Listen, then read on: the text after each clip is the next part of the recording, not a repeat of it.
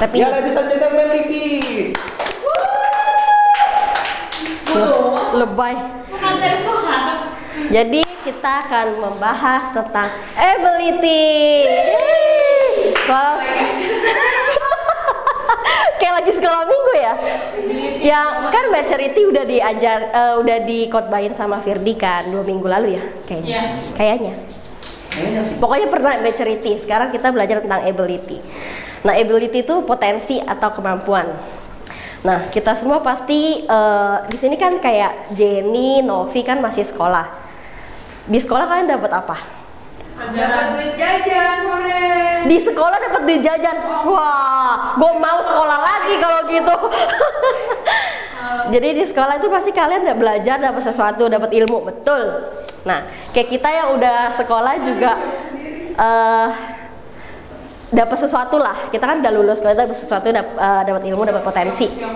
Jadi kita buka ayat Alkitab kita di Mazmur 139 ayat 14. Aku bersyukur kepadamu oleh karena kejadianku dahsyat dan ajaib apa yang kau buat dan jiwaku benar-benar menyadarinya.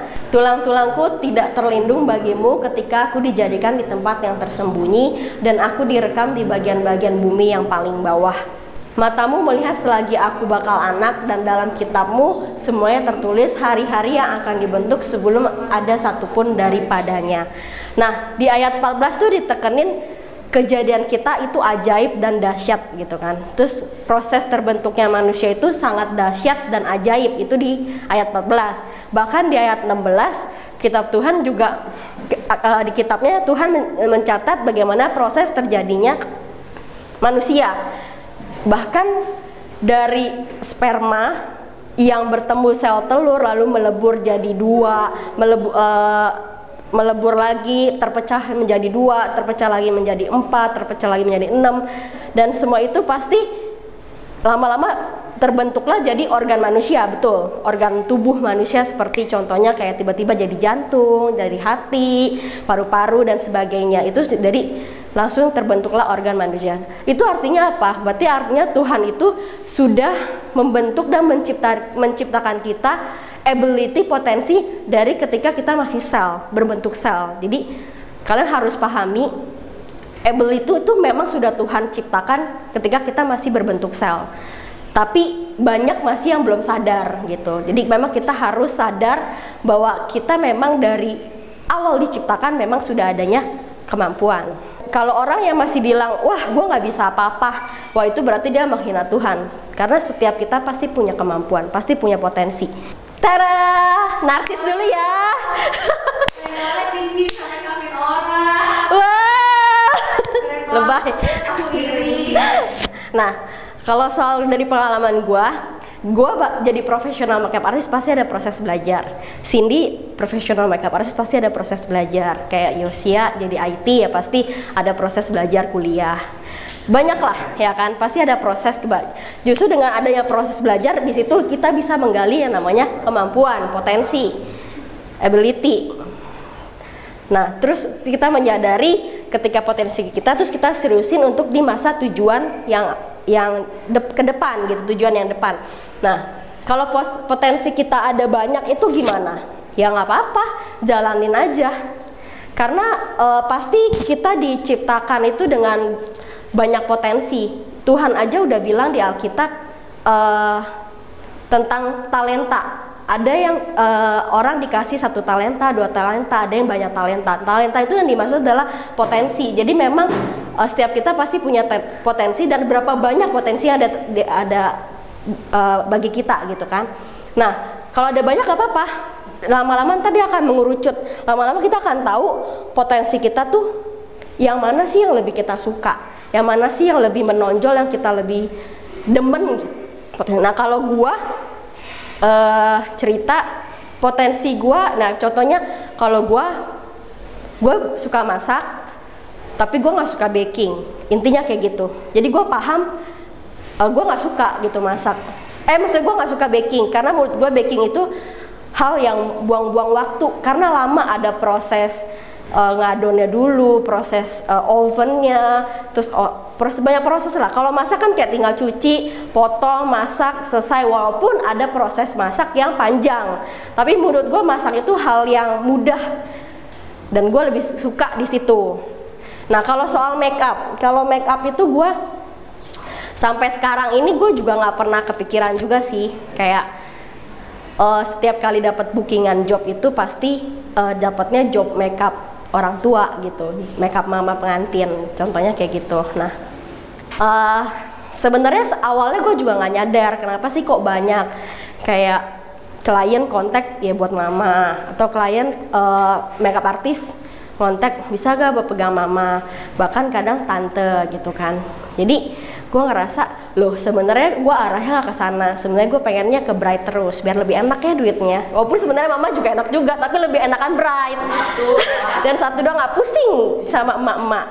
Nah tapi ya udah gue paham, gue tahu oh ya udah berarti ini memang gue nggak pernah milih-milih kerjaan, jadi setiap kali ada berkat ya gue ya berarti dia emang buat gue, jadi apapun yang dikasih ya gue syukuri itu gitu.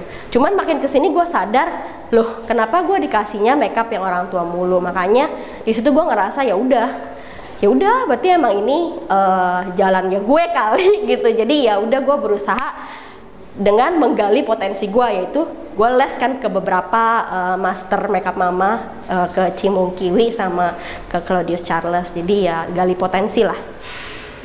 Nah, di sini gue mau jelasin ada 3 cara untuk meningkatkan kemampuan kita. Belum diklik, maaf. 3 cara untuk gaptek saya sebenarnya. 3 cara meningkatkan kemampuan kita. Yang satu, pertama adalah trial and error.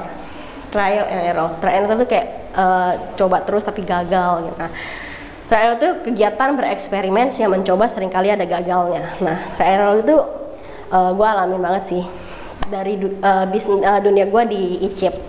Sebenarnya gue nggak pernah kepikiran buat ngejalanin serius ini gitu di ICIP. Pikirnya emang sekedar iseng. Gue nggak kepikiran untuk bisnis di makanan. Secara pribadi juga gue basically bukan orang yang bisa masak sebenarnya. Tapi gue belajar aja dari resep orang tua. Terus gue juga suka lihat YouTube, Google gitu. Nah kalau di ICIP ini gini. Awalnya sebenarnya gue iseng-iseng sih, karena ada klien gue yang sekarang jadi temen.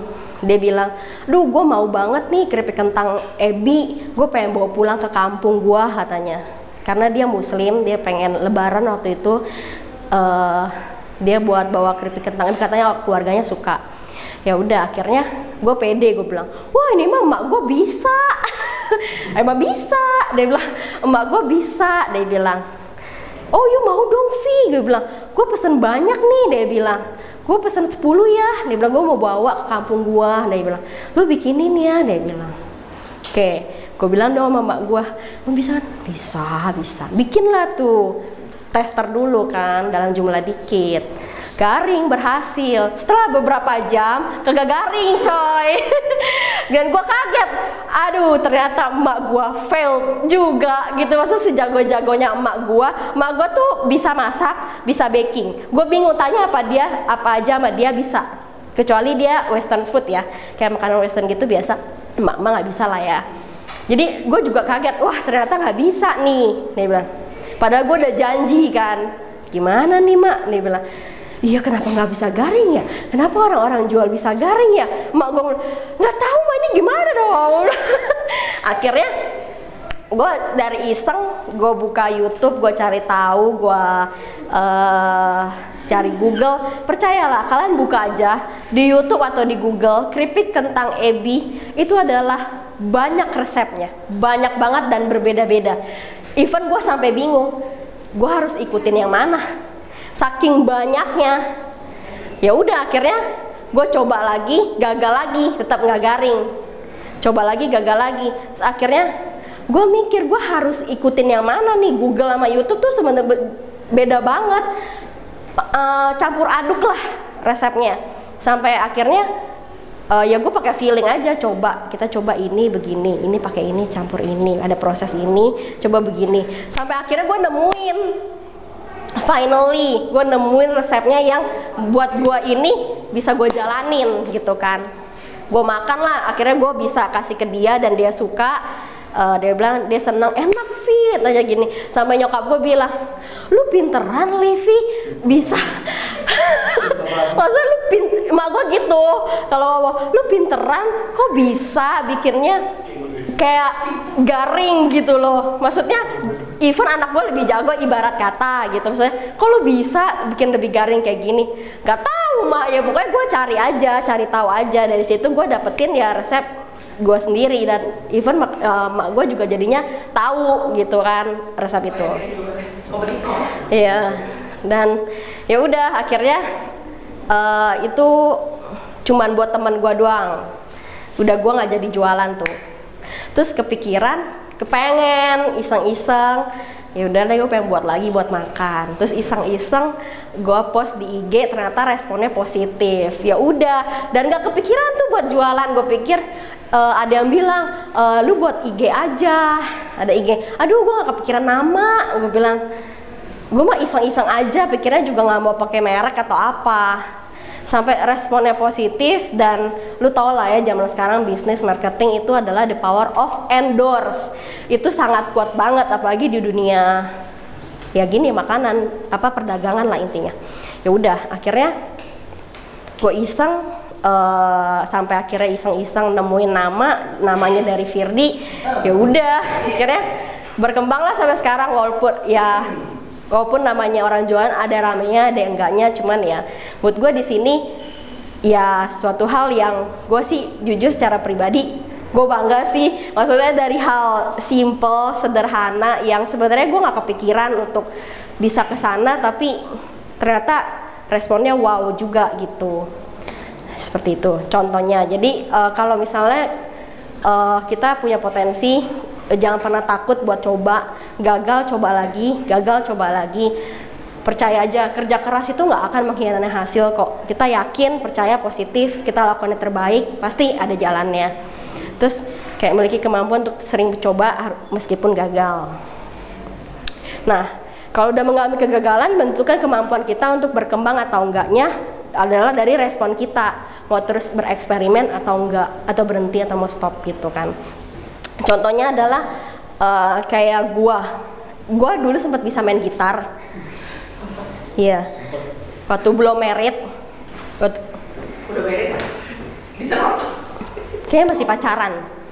Gua main gitar, gua belajar sama kakak rohani lah di gereja gua dulu. Itu bisa. Tangan gue sampai kebal gitu kan. Terus karena Kebas kali ya? iya betul kebas. Mohon maaf. Nah jadi karena kakak rohaninya harus pindah gitu, jadi dia udah nggak melayani di gereja itu, dia harus pindah sinode lah ibaratnya. Jadi terputus sampai akhirnya beberapa murid-muridnya juga terlantar. Jadi akhirnya ya udah kita stop. Padahal itu gue gitar juga baru beli gitu. Sedih banget kan. Kayak baru berapa kali pakai dan harusnya harus berhenti ya gitu. Makanya kadang keputusan, kadang kalau dipikir-pikir lagi itu sih sebenarnya nyesel sih. Sebenarnya gue bisa terus lanjutin kemana, atau ke Firdi, atau Firdi kan punya banyak teman musisi. Sebenarnya kalau mau dilanjutin sebenarnya gue bisa kepake gitu di home. Tapi ya udah, itu udah, ya itu yang gue bilang responnya. Terus kita buka ayat Alkitab kita di 1 Timotius 4 ayat 7. Tapi jauhilah tahayul dan dongeng nenek-nenek tua. Latihlah dirimu beribadah. Latihan badannya terbatas gunanya, tetapi ibadah itu berguna dalam segala hal karena mengandung janji baik untuk hidup ini maupun untuk hidup yang akan datang. Perkataan ini benar dan patut diterima sepenuhnya. Itulah sebabnya kita berjerih payah dan berjuang, karena kita menaruh pengharapan kita kepada Allah yang hidup, juru selamat semua manusia, terutama mereka yang percaya. Jadi perlu latihan, jerih payah. Jadi nggak ada sesuatu yang baru nyoba langsung jago. Sekali nyoba langsung bisa. Terus yang kedua, tadi yang pertama apa? Yang kedua adalah influence atau pengaruh. Ini penatua di depan semua. Serem loh saya. Kudus. Saya sih yes. Influence atau pengaruh. Janganlah kamu sesat, pergaulan buruk merusak kebiasaan yang baik. Influence adalah influence gue di dalam makeup adalah Cici Li Jing. Si Cindy tahu lah ya. Influence itu pengaruh. Nah, kalau influence gue ya di makeup ya menurut gue hampir semua teknik makeup gue sih ngikutin banget Li Jing. Menurut gue ya gue suka aja gitu sama hasil dia, dan gue ngikutin banget Instagramnya, ngikutin ya ngikutin semua kegiatan dia sih, terutama sampai kadang gue suka DM-an juga gitu. Jadi orang yang nggak punya influence dalam hidupnya tuh orang yang jalan tapi nggak tahu arahnya, jadi nggak jelas tujuannya, ngaco. Nah, terus kayak ibarat kata di jalan lu ketemu bebek ya lu jadi bebek, di jalan lu ketemu onta ya lu jadi onta, pokoknya nggak jelas, ngawur. Di sini letaknya memiliki influence dalam hidup kita. Dengan siapa kita bergaul akan menentukan arah hidup kita. Apakah pergaulan yang baik, apakah pergaulan yang buruk, itu balik lagi ke kita gitu kan. Oke, yang ketiga itu adalah support system.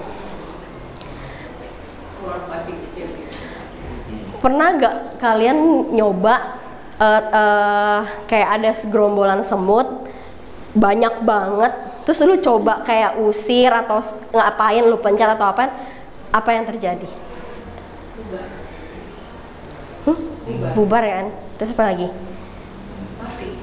Bubar, dan biasanya balik ke nyerang lu, tiba-tiba kayak ada lah di mana di badan kita, biasanya kan gitu kan kalau udah banyak. Gue sampai merinding kan. Gue ngebayangin soalnya. Gue sampai ngebayangin. Mungkin sampai ke kuping-kuping gitu ya. Nah, kita buka ayat Alkitab kita di Amsal 6 ayat 6 sampai 8. Hai pemalas, pergilah kepada semut, perhatikanlah lakunya dan jadilah bijak. Biarpun tidak ada pemimpinnya, pengaturnya atau penguasanya, ia menyediakan rotinya di musim panas dan mengumpulkan makanannya pada waktu panen. Nah, itu ya namanya support system. Betul, ketika ada yang menghalangi tujuan lu, ada pihak-pihak yang biasanya membantu lu untuk bangkitin lu lagi, itu support system. Nah, support system ini gue pernah sampai gue cerita ya, gue pernah di titik makeup sampai yang dimana gue down banget, sampai gue frustasi, sampai gue bener-bener mau lepas makeup. Dimana gue ketemu klien yang buat gue itu klien boleh ngomong boleh ngomong kasar gak? Karena jujur ini klien luar biasa buat gue, bajingan, brengsek. Itu Ya, pokoknya gitu. Itu bener-bener pengalaman terburuk gua, yang buat gua, wah gila nih orang, gua bilang brengsek banget gitu. Gua sampai gua mau lepas make up, gua sampai mau lepas kuas, gua down banget, gua nangis seharian. Gua bilang, wah gua nggak bisa diginiin coy, gua bilang, gua nggak kuat banget, parah dia. Gua rasanya gua mau balas dia hari itu, tapi keadaan yang bikin gue nggak bales, dan Firdi tahan gue supaya nggak bales, walaupun sebenarnya ada hak gue untuk bales dia dan make sense gitu. Udah singkat cerita, gue stres banget, gue down banget, gue cerita sama adik gue, ada temen makeup artist juga, temen deket lah, gue cerita. Terus gue juga cerita sama Firdi, terus Firdi kasih support lagi, teman-teman gue kasih support lagi. Nah itu mereka lah yang bikin gue ya bangkitin lagi gitu. Sebenarnya gue udah stres banget gitu, maksudnya seumur umur gue sekarang udah menginjak 7 tahun di make up. Itu posisinya 4 tahun apa 5 tahun. Gue udah lupa, pokoknya intinya gue nggak pernah diginiin gitu loh, maksudnya wah gue benar-benar kesel banget saat itu. Tapi ya itu support system itu emang penting banget untuk kita bakal tahu kita bisa bangun lagi buat bangkitin kita lagi. Nah, itu meningkatkan ability. Ada 3 tadi, trial and error, influence, super system. Nah, 3 itu adalah meningkatkan ability secara jasmani. Terus bagaimana tentang rohani kita, gitu, kerohanian kita? Bagaimana cara kita meningkatkan kemampuan kita dalam melayani Tuhan? Mungkin sampai sekarang masih ada yang kesulitan rutin baca Alkitab, doa tiap hari, gitu kan, dan sebagainya. Gue secara pribadi bukan yang terlalu rutin doa, rutin baca Alkitab juga, tapi kita selalu mengusahakan gitu. Dengan sekarang dibikin ada baca Alkitab, ya menurut gue tuh suatu hal yang bagus. Jadi benar-benar memampukan kita sesibuknya lu pasti ada waktu untuk, yes, betul. Nah, jadi kayak baca Alkitab rutin, setiap orang kan punya beda-beda ya. Ada trial dan errornya, cara nemuin cara yang ideal untuk kita masing-masing punya hubungan kerohanian. Kayak Daniel sehari 3 kali berdoa menghadap Yerusalem. Daud selalu bangun sebelum matahari terbit untuk nyembah Tuhan. Maksudnya gini, setiap nabi tuh punya caranya masing-masing untuk membangun kerohanian dia sama Tuhan. Gak ada cara yang lebih benar daripada yang lain kok. Lalu siapa yang menjadi influence kita di kerohanian kita? Kayak Samuel dibesarkan dalam asuhan Imam Eli, makanya dia punya kerohanian yang bagus di mata Tuhan. Terus Esther diasuh sama pamannya Mordekai dan buat dia punya kerohanian yang bagus. Nah, kalau kalian tuh siapa? Nah, kalau gue secara pribadi, ya laki gue. Seneng. Juri kemuliaan. Serem ya. Nah, kalau gue membangun kerohanian gue ya suami gue. Kadang tuh dia suka yang ngajakin, ayo nyembah Tuhan, ayo baca Alkitabnya. Even kadang dia suruh gue yang mimpin nyanyi jadi WL ketika doa pribadi, atau suruh gue yang mimpin doa ketika nobar gue. Jadi kayak emang dia yang lebih ngejorokin lah gitu ya. Jadi percayalah, saya berdiri di sini karena dicorokin sama Pastor Firdi. Jadi bersiap-siaplah kalian ini, bakal dapat gilirannya. Parah banget. Kayak gue parah banget. Gimana? Saya tuh berdiri di sini karena dijorokin, guys. Terus yang terakhir adalah sudah seharusnya Tuhanlah yang menjadi support system kita. Itu udah pasti. Jadi ketika nggak ada orang yang bisa kita andalin, ya kita mau kemana lagi? Ya cuma cerita aja sama Tuhan, ngadu aja sama Tuhan. Ya gue banyak banget sih yang gue alamin, perjalanan gue makin kenal Tuhan, makin dalam, semakin ada aja level yang Tuhan kasih gitu. Maksudnya pelajaran yang gue dapetin gitu. Kadang gue ngerasa ya itu penyertaan Tuhan itu ya nggak pernah berakhir gitu. Maksudnya selalu ada aja, percaya aja kalau Tuhan itu pasti tolong gitu. Soalnya gue ngalamin banget ketika gue ngedown, ketika gue misalnya gue nggak tahu gue mesti gimana, ya gue cuma cerita sama Tuhan.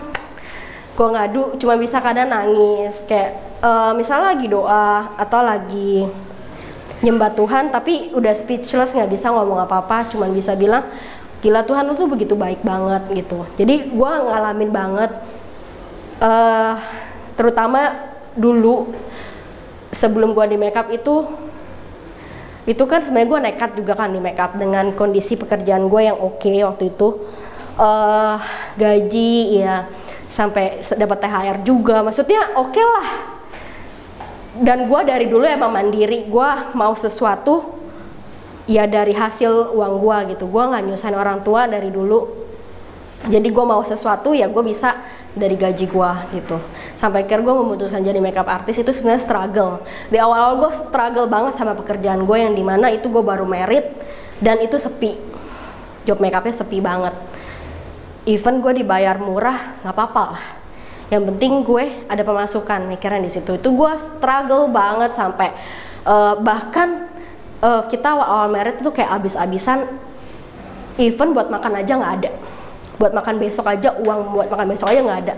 Kita ngalamin itu banget, struggle banget gimana, cuman bisa ya udah berserah aja sama Tuhan. Tapi kalau dilihat balik lagi ke sekarang, gue nggak bilang kalau gue lagi kaya atau gue lagi banyak uang atau apa, enggak.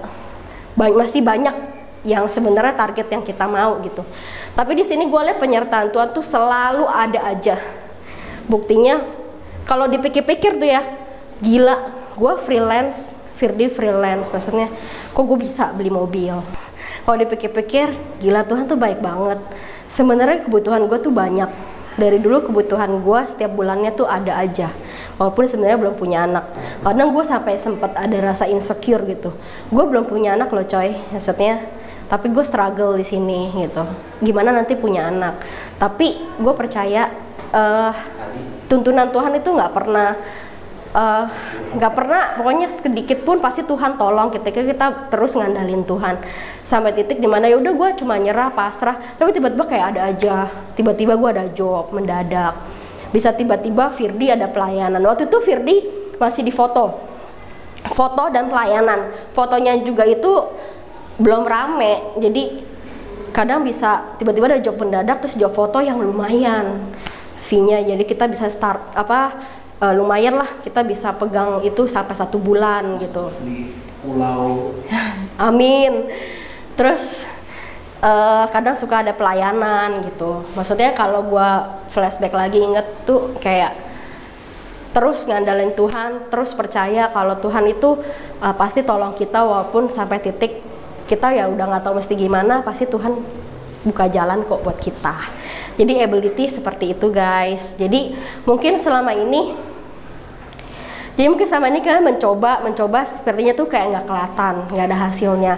Terus aja mencoba sampai kita mencucurkan air mata, sampai suatu hari nanti ketika kita menuai kerja keras kita di masa lalu dan menikmati di masa sekarang dan masa depan yang penuh dengan sorak-sorai. Terima kasih. Selamat malam. Tuhan Yesus memberkati.